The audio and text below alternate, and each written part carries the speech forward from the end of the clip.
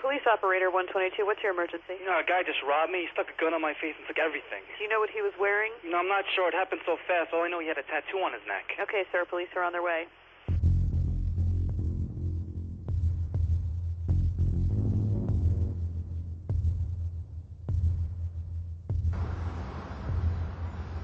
Le samedi 5 novembre, un homme est entré dans une pizzeria du centre-ville.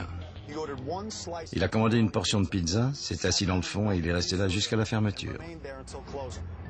Le gérant s'est alors approché pour lui demander de partir. L'homme a sorti un pistolet argenté, a entraîné le gérant derrière le comptoir sous la menace de son arme et a dérobé une grosse somme dans la caisse. Quand l'individu est sorti, le gérant a remarqué qu'il portait un tatouage sur le cou. Il y avait écrit « Sugar ». Là, on monte vers le nord et on passe au coin de la 11e rue et de l'avenue B. C'était vraiment un endroit malfamé, épouvantable. Il y avait un bar, le Brown Door, où on vendait de l'héroïne et de la cocaïne, et les junkies faisaient la queue toute la nuit pour s'approvisionner. Grandir dans le Lower East Side, ce n'était pas vraiment l'idéal pour les gosses. Il y avait de la drogue partout et avec la vague du crack, c'est fou ce que j'ai vu. Sans parler des bandes qui faisaient la loi dans presque tout le quartier. Mes parents ne m'auraient jamais laissé jouer en bas sans surveillance. Quand j'étais à l'école de police sur la 110 dans le Queens, ça fait un bail, je me souviens qu'un jour j'ai dû enregistrer le 189e vol qualifié. Quand la police a mis le paquet contre la violence dans la rue, le quartier a commencé à changer. Dans le parc de Thompson Square, les clodos mangeaient des pigeons. Aujourd'hui, on sert de la pintade sur l'avenue B. Après les attentats du 11 septembre, il a fallu faire plus avec moins. Coupe budgétaire et moins d'effectifs. Bref, le scénario classique où il faut essayer d'être plus efficace, plus productif, avec des ressources en baisse. Le projet du commissaire Kelly, c'était d'exploiter les possibilités des nouvelles technologies pour travailler plus intelligemment, en fournissant aux inspecteurs un outil intégré de gestion des informations qui leur permettent de résoudre plus vite plus d'affaires. Avec nos anciens systèmes, les possibilités de recherche étaient limitées. On ne pouvait faire que très peu de recoupements. Je voulais que nous puissions accéder aux informations que nous possédions.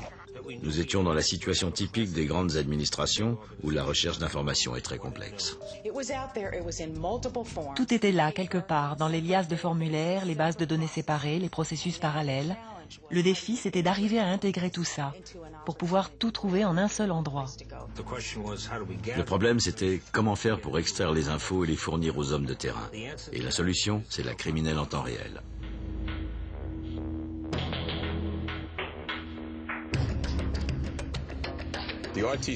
La criminelle en temps réel est un service 24 heures sur 24 et 7 jours sur 7 qui fournit des informations et une assistance aux policiers chargés d'enquêter sur les crimes. L'information leur arrive directement sur les lieux. C'est un véritable entrepôt de données où on regroupe toutes les informations disponibles. Il y a plusieurs bases de données, les incidents, les arrestations, les patrouilles, les mandats, les condamnations. Nous avons libéré les inspecteurs d'une grosse part du travail ingrat, afin qu'ils aient plus de temps pour faire leur métier sur le terrain, pour enquêter sur les crimes et les élucider. Avec la criminelle en temps réel, nous disposons des informations bien plus vite que si nous devions les trouver nous-mêmes.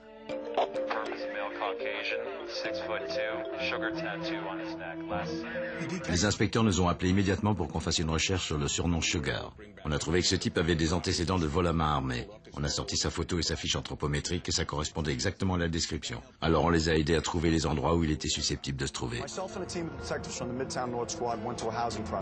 Je me suis rendu dans une cité avec une équipe de la brigade. Nous sommes entrés dans le hall et nous avons monté un étage jusqu'à l'appartement 2B. Nous avons frappé à la porte. Notre homme était là. Sans les ressources informatiques du centre, nous n'aurions pas pu résoudre cette affaire. Dans la lutte contre la criminalité, tout est une question d'information et de corrélation.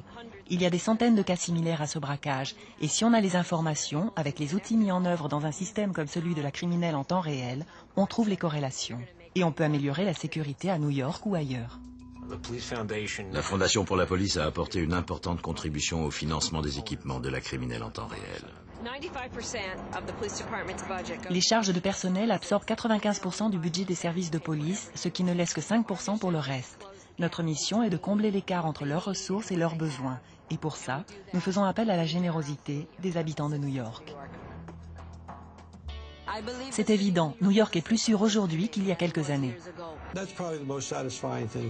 Ça fait vraiment plaisir à entendre de savoir qu'on fait quelque chose d'important pour l'efficacité du NYPD, que ça améliore les opérations et que ça aide nos enquêteurs à résoudre les affaires.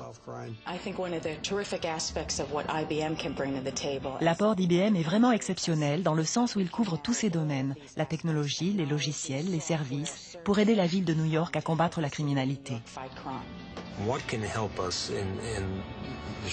Ce qui peut nous aider à faire mieux, à court terme et à long terme, sans aucun doute, c'est la technologie. Et nous allons tout faire pour que New York reste à l'avant-garde sur ce terrain. Là, nous sommes dans le quartier des quais de Brooklyn, à Williamsburg. Tout ça, ça va être démoli et remplacé par de grands immeubles de luxe. Avant, le coin était tenu par les bandes et couvert de graffitis. Aujourd'hui, c'est plein de mamans qui se promènent dans le parc avec leurs poussettes et de gens qui font leur jogging. Un sacré changement.